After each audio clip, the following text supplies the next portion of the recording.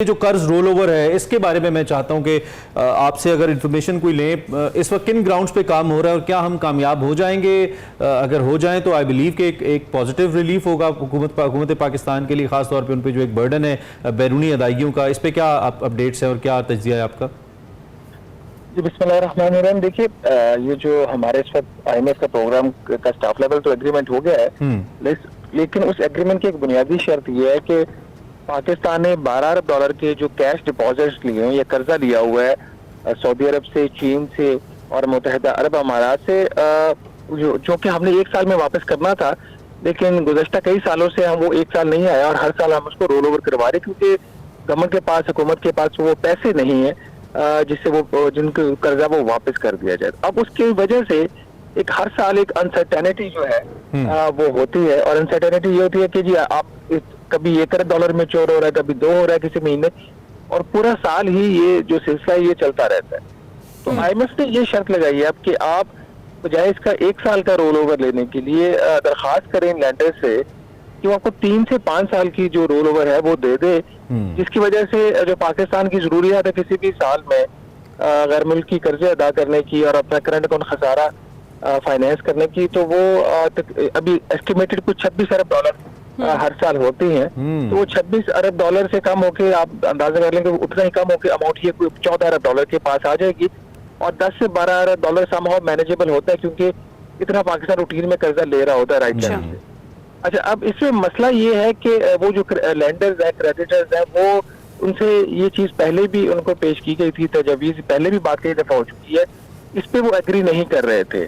अच्छा, IMF ने इसको प्रायर एक्शन बनाया हुआ है बोर्ड के लिए, तो लेट्स सी कि इसके ऊपर क्या डेवलपमेंट होती है। इसके ऊपर अभी हमको हतमी बात इसलिए नहीं कर सकते कि वजीर खजाना मोहम्मद औरंगजेब ने कहा है 2 दिन पहले कि जी उनकी इन तमाम ममालिक के वज़राए खजाना से वो राब्ते में, और होपफुली ये जो चीजें हैं ये सॉर्ट आउट हो जाएंगी। और उन्होंने कहा जी कि चीन ने हमें सपोर्ट भी किया इस बात के, जो बोर्ड मीटिंग। आपको क्या लगता है शहबाज राना, हो जाएंगी सॉर्ट आउट?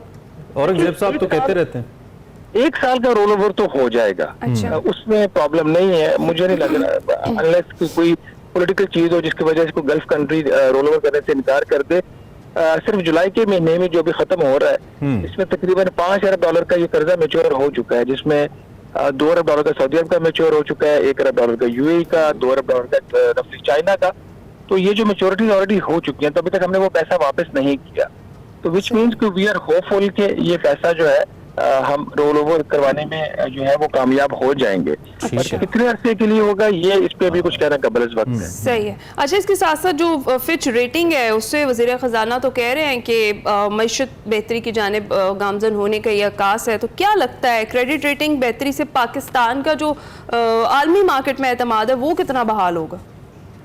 देखिए, अगर तो ये रेटिंग इतनी ही अच्छी हुई है तो फिर तो वज़ीर खजाना को चाहिए कल वो जाए इंटरनेशनल मार्केट में और $1.5 अरब का यूरो बॉन्ड फ्लोट करते हैं, उसमें क्या मसला है? ये सिर्फ एक डायरेक्शन पॉजिटिव आप कह सकते हैं जरूर के। खैर, हम तो पहले ही रॉक बॉटम के ऊपर थे रेटिंग के। ये जो रेटिंग्स होती हैं ये AAA से स्टार्ट होती हैं और CCC पे जाके खत्म होती है। AAA इज द बेस्ट, उसके बाद हर कंट्री के अपने सिचुएशन के मुताबिक वो जो रेटिंग होती है। हम पहले ही जंग पे थे और अभी भी जंग के ऊपर ही खड़े हुए हैं। पहले हमारा CCC था, CCC पॉजिटिव हो गया। जब तक ये रेटिंग B कैटेगरी में नहीं फॉल करेगी तब तक इससे कोई मेजर जो फाइनेंशियल बेनिफिट है वो पाकिस्तान को नहीं मिलेगा। हाँ, ये जरूर है कि उन्होंने CCC पे आपको रिटेन नहीं किया, उसको स्लाइटली एक नॉच अपग्रेड कर दिया है, तो इससे आप ये कह सकते हैं कि जो और जो दुनिया देख रही थी कि बिल्कुल आप रॉक बॉटम को हिट कर चुके हैं, वहां से स्लाइटली आपने ऊपर गए, लेकिन जो ऊपर गए वो अपनी स्ट्रेंथ के ऊपर नहीं गए। ये बात इसमें ज़हन में रखने वाली है। वो जो CCC पॉजिटिव भी हुआ है वो स्टाफ लेवल एग्रीमेंट की वजह से। ठीक है। स्टाफ लेवल एग्रीमेंट आ गया है, इनको कर्जा मिलता रहेगा और ये अपने कर्जे को फाइनेंस। वो किसी भी अच्छी रेसिपी के ऊपर हल्की सी टॉपिंग होती है ना, उसको और खूबसूरत करने के लिए इट फील्स लाइक दैट, ऐसा लगता है। खैर, आप अपनी ट्रांसमिशन में तो आवाम के बिल कम कराते रहे, हमारे व्यूवर्स को भी कोई मशवरा दें। एक तो मेरा बड़ा पुराना कंसर्न था 3-4 दिनों से, और उसके साथ साथ ये जो पॉलिसी रेशो है, जो पॉलिसी रेट है, इस पे जो मुख्तलिफ लोगों को मैंने कहते सुना, लोग तो कुछ ज्यादा बेहतरी एक्सपेक्ट कर रहे थे, ज्यादा नंबर एक्सपेक्ट कर रहे थे, बट इट रिमेन्ड 1%। थोड़ा कॉन्शियस स्टेट बैंक अब भी रहा इस सूरत हाल को लेकर। आपके ख्याल में ये राइट मूव है या नहीं? देयर वाज अ क्वेश्चन लिया जा सकता था, लेना चाहिए था?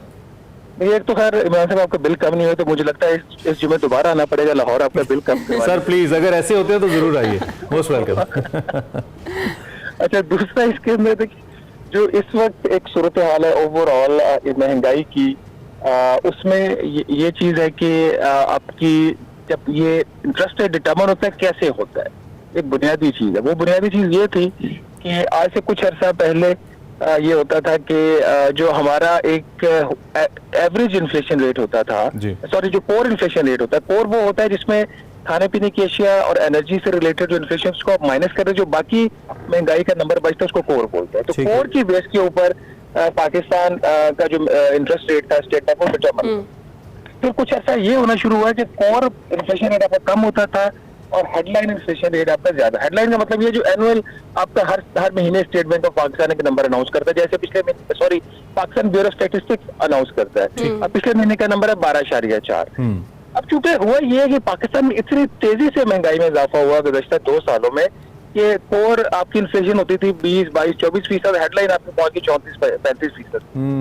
और उससे पहले ही जो एक हमने गवर्नर बाहर से मंगवाए थे डॉक्टर रजा बाकिर, उन्होंने ये जो इंडेक्स था उसको कोर से शिफ्ट करके IMF के कहने पे हेडलाइन इन्फ्लेशन के ऊपर ले गए।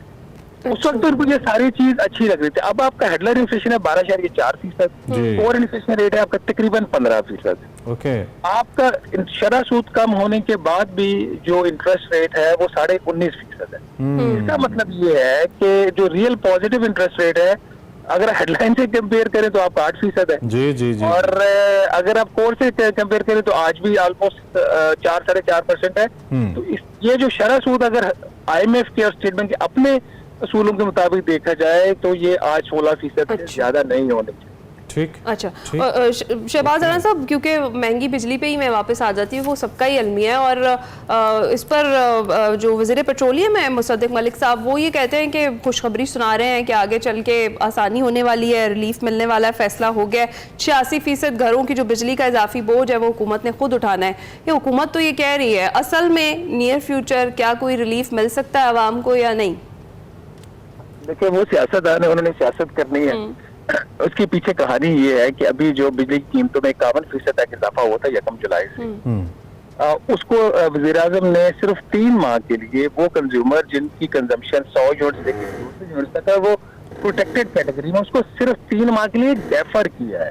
अच्छा। तो इंक्रीज आपको 1 जुलाई से लगना था 200 यूनिट तक के कंज्यूमर की जो रही चल रही है वो प्रोटेक्टेड। इतनी फ्रॉड कर रहे हैं आपकी पावर डिस्ट्रीब्यूशन कंपनीज। इसलिए अगर 200 यूनिट आ रहा है तो उसको 201 डाल देते हैं। अगर फिर भी ज्यादा कंज्यूमर का आ रहा है, 200 की कैटेगरी में फॉल करता है, तो रीडिंग वो 30 दिन की लेते हैं, 32 दिन की ले लेते हैं। इस तरह के फ्रॉड कर रहे हैं वो हम कंज्यूमर के स्टेट में बचते ही बहुत कम है। हर फिर भी अच्छी खासी तादाद है जो कि इन हमारे जो वजीर कह रहे ठीक है कि 86% है, और वो 86% को रिलीफ 3 माह के लिए, और बजट से 50 अरब रुपया दिया गया PSG काट कर। जो 201 से लेकर उसके ऊपर वाले जितने भी कंज्यूमर्स हैं उनके रेट में तो इजाफा हो गया 1 जुलाई से। तो या तो जो हमारे पेट्रोलियम है वो एक दे दें हमें, क्रॉस एक चेक दे दें, कोई बैंक गारंटी दे दें कि हमारा बिल आए तो हम उनसे क्लेम, क्योंकि उन्होंने क्लेम किया तो हम उनसे जाके वसूल कर ले कि आपको क्लेम था कि आवाम को रिलीफ मिल गई है। और दूसरा ये 86% वाली भी जो रिलीफ है ये सिर्फ 3 माह के लिए, 1 अक्टूबर से उनको नया रेट लगेगा, और जब तक नया रेट लगेगा उसमें और भी क्वार्टरली। हम तो अभी तक उस तेल का इंतजार कर रहे हैं जो पेट्रोलियम मिनिस्टर साहब रूस से आना था, वो अभी तक तेल नहीं आया, आप नया रिलीफ मांग रहे हैं शहबाज साहब। मैंने वो डॉक्टर मुसद्दिक मलिक से एक दफा पूछा था तेल क्यों नहीं पहुंचा, उन्होंने कहा था कि मैंने कहा था तेल आएगा, और उन्होंने कहा जी 1 कार्गो आ गया था, मैंने ये तो नहीं कहा था कि 100 या 1000 कार्गो आया। एक आ गया था, हुज्जत तमाम हो गई। अच्छा, दूसरी तरफ ये जो जमात इस्लामी का एहतजाज है और इसमें जो मुतालबे, जो कि वो भी मईशत से रिलेटेड है, तो ये सवाल मैं आपसे पूछ सकता हूँ, आई बिलीव वो भी बिजली के बिलों में कमी, तनख्वाहों में इजाफा, और ये जो तनख्वाहों से टैक्सेस कट रहे हैं, इस पे वो कह रहे हैं कि हम टाल मटोल से काम नहीं चलेगा। सवाल मेरा शहबाज साहब आपसे ये है कि इस एहतजाज के नतीजे में, चूंकि जाहिर बात है जब पोलिटिकल गवर्नमेंट्स होती हैं तो उनको एहतजाजों को और अच्छे तगड़े एहतजाजों को रिस्पॉन्ड करना पड़ता है और कुछ ना कुछ ले दे होता है इसमें। आपके ख्याल में हुकूमत के पास कोई कुशन है ऐसा, कुछ ऐसा 100, 200, 300 अरब का जिसको वो बेस बना के जो टैक्सेस इतने बेहंगम डले हैं इनको कम किया जाए? कोई विंडो है हुकूमत के पास? जरा एक्सप्लेन करें हमें। देखिए, एक तो मैम साहब मुझे ये लग रहा है कि हुकूमत जमात इस्लामी के एहतजाज को संजीदगी से नहीं ले, ओके इन्होंने जिन लोगों को डेप्यूट किया मुज़ाकरात करने के लिए, वो भी गालबन कल नहीं पहुंचे। उनका इकोनॉमी से, IMF से, बिजली की कीमतों से, टैक्स से ताल्लुक ही कोई नहीं। अच्छा। हमारे दोस्त अमीर मुकाम साहब को बेचारे को क्या पता कि ये हाँ, ऐसे ही। टैक्स क्या होता। डॉक्टर तारिक फजल चौधरी का क्या काम है इन बातों से, वो करें सियासत अपनी। अब जो असल अगर ये हुकूमत संजीदा होती तो मुज़ाकराती टीम में डॉक्टर मुसद्दिक मलिक होते, या सरदार अवैस लगारी होते, या मोहम्मद औरंगजेब होते। मोहम्मद औरंगजेब ना होते, minister of state for finance Ali Parvez Malik होते, तो हम कहते कि हुकूमत संजीदा। ठीक। हुकूमत संजीदा यहाँ लग नहीं रही, वो टाल मटोल से काम रही है। क्या हुकूमत के पास ऑप्शन है कोई इमीडिएटली रिलीज दे सके?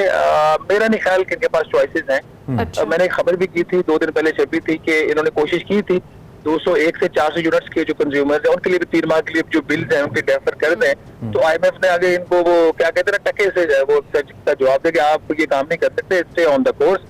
तो इनको वो इनके पास ऑप्शन नहीं है। लेकिन एटलीस्ट कुछ ये चीजें अगर करना चाहे नोशनल ही सही, कुछ किसी जगहों पे वो भी करने को हुकूमत, मुझे नहीं लग रहा कि वो संजीदा इसलिए है कि इनकी टीम जो है वो नहीं है। ठीक। Not up to- वैसे अगर करना चाहें तो क्वेश्चन निकल सकता है, आप ये कह रहे हैं?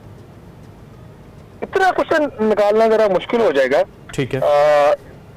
जितना ये डिमांड हो रही है। लेकिन मसला ये है कि मेजर यहाँ से रिलीफ वाली बात नहीं है। बट नहीं हो सकती। एक चीज इम्पोर्टेंट ये है जी। कि इन चंद माह में या कुछ सालों में इवन ये पहली सियासी जमात है, जमात इस्लामी, जी जी जी, जो आवाम के इश्यूज के ऊपर वो बात क्लियर जेन्युइनली बात करती हाँ। नजर। इंडीड बिल्कुल ठीक है। आपके वक्त का बहुत शुक्रिया शहबाज वारा साहब, थैंक यू वेरी मच। जब भी आपको मदू करते हैं, आप तशरीफ लाते हैं, सीनियर सहाफ़ी, इकोनॉमी के ऊपर आपका एक्सपर्ट ओपिनियन सुनते हैं, और उम्मीद है आपको इससे कुछ फ़ायदा और इन्फॉर्मेशन भी मिली होगी। उनका ये कहना है कि हुकूमत के पास फिर वक्त इतना बड़ा कुशन नज़र नहीं आता कि इतना बड़ा रिलीफ दे, लेकिन कुछ ना कुछ शायद हो सकता है। बट उन्होंने कहा कि जो मुज़ाकराती वफ़द जमात इस्लामी के पास भेजा गया है वो कुछ हुकूमत उसमें सीरियस नहीं लगती। सीइंग द पीपल जो कि उसके अंदर शामिल है, उनका इकॉनमी से ताल्लुक़ नहीं है।